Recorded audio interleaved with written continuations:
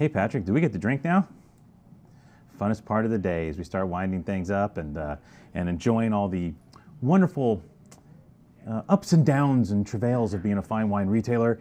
At this time of day, we get to talk to you about great wine and drink. We're drinking. Camille, Paquet. You guys love great stories from us. You love our secret vineyard stories. You love all that. Well, we got it for you today. And we have a really baller price too. This is a great story. So Camille Paquet. The Paquet family is kind of entrenched. There's a couple different Paquet labels you'll see out there. There's Matthew, there's Camille, there's another Paquet.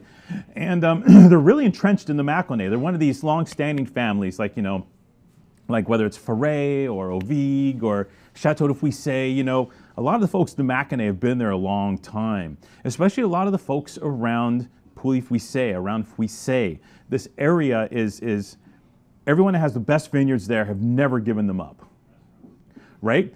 They know the dirt's great. They've always known the dirt is great. They've always known it made great Chardonnay. And accordingly, it doesn't change hands a lot. So the Paquets have had this wonderful piece of dirt, well, Camille, generationally. Now, let's talk about the area. We are in Macon-Solutré-Pouilly, and this is area basically Pouilly-Fouissé, right? We're around the huge Solutré rock that you've seen pictures of it. You'll know it the minute you see it. It's like, oh, I know that rock. If you've read a wine book, you're like, oh, that rock. And all the vineyards kind of emanate down from the Roc de Solutré, and they're wonderful old marl limestone vineyards, beautiful exposure, everything about it perfect. Now, for years it was just Pouilly-Fouissé and Macon. The landscape is changing. Finally, after years and years and years and years, they're getting recognized. So now there's a series of Premier Cru Pouilly-Fouissé vineyards, which most of them are focused around Solutré as the soil fans out from Solutré. Included in this soil fanning, if you will, is this vineyard. This is Clos de Carras, and it's a very particular site on the western side of Pouilly-Fouissé, as you head south and west from the Roc de Solutré. And it's a very unique site that, well, could be Pouilly-Fouissé if Camille wanted to, bada bing, bada boom, bada bow, you know what I'm saying? So politics involved. There's always politics involved. We talk about a lot of vineyards in Gevrey and Morey Saint-Denis that, well, why isn't this Premier Cru? Well, someone was pissed off at somebody slept with somebody's wife back in the 1950s, somebody's dog chewed up the other guy's yard or shat in his yard. Some of these things don't end up being what they're supposed to be. Now, we don't know all the inner workings. All we've heard is like, yeah, if he threw down some d'argent, this could be Pouilly-Fouissé. But Camille Paquet is kind of like, F that. I'm not gonna go down that path. This is my vineyard, this is my wine. It comes from this great site, and it is what it is.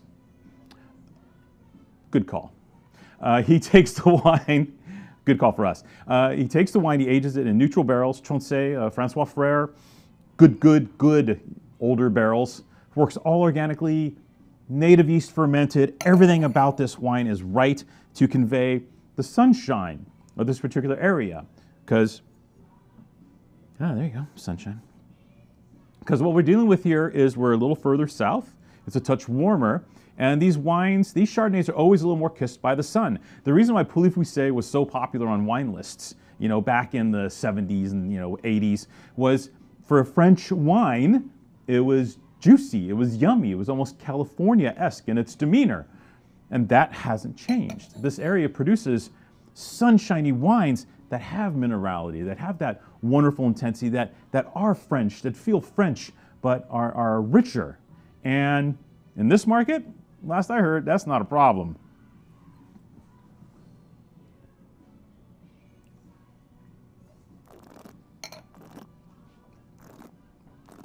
Mm. 2020, sunny vintage. Man, this wine is good. Chewable, packed with fruit, yet 20, that warm vintage. But the wine does have that cut at the end. The minerality, the soils, the marly kind of limestone soils generate that lower pH in the wine and create that natural cut that you don't think the wine is going to have based on the richness of the mid palate.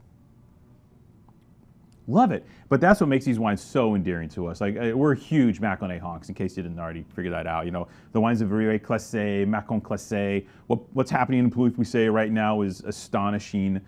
So many great producers there, and they're really up their game since they got the Premier Cru appellation going. It's an exciting, exciting place for Chardonnay. Oh, this is delightful. Oh, that's too easy. But not boring too easy, or flat too easy, or flabby too easy. It's too easy because the balance is impeccable. There's cut and richness. You don't even know you're drinking it. You're just left with like this little rocky essence, this little rocky echo after you finish it. This wine's adorable. So, there's not too many Macon-Solutré-Pouillys, you know, because most everybody in the area was like, yeah, I'll pay. Yeah, no, I want to be Pouilly. So it's a bit of a rarity. Because it's Macon-Solutré-Pouilly, accordingly, he can't charge $1 zillion for it. Although I will say for a Macon, it's generally a little pricier, maybe like $35. I forget what the main retail is, but it's up there, but justified and worth it. But today we're rolling out at $17.98. So this is, bam, yes, I know, thank you. Patrick almost damn near fainted. You okay, buddy? You need water? Okay, no, he's pulling this shiznit together. This wine at $18 is comical. And I know we find these for you as often as we can, but let me tell you how hard it is to find these. This doesn't happen every week. We'll see a lot of deals on a lot of really cool wines, and half the time, no more, 90% of the time, they suck. There's a reason they're a deal. This one was just, must have been the right place, must have been the right time. And when that happens, we buy it all, we own it, come and get it. It was like 20 cases or so, not a lot. He only makes 1,000 bottles? He doesn't make that much of this. It's a small vineyard, so we have a chunk of it. What a wine. Guys, Chardonnay, hello, get on it.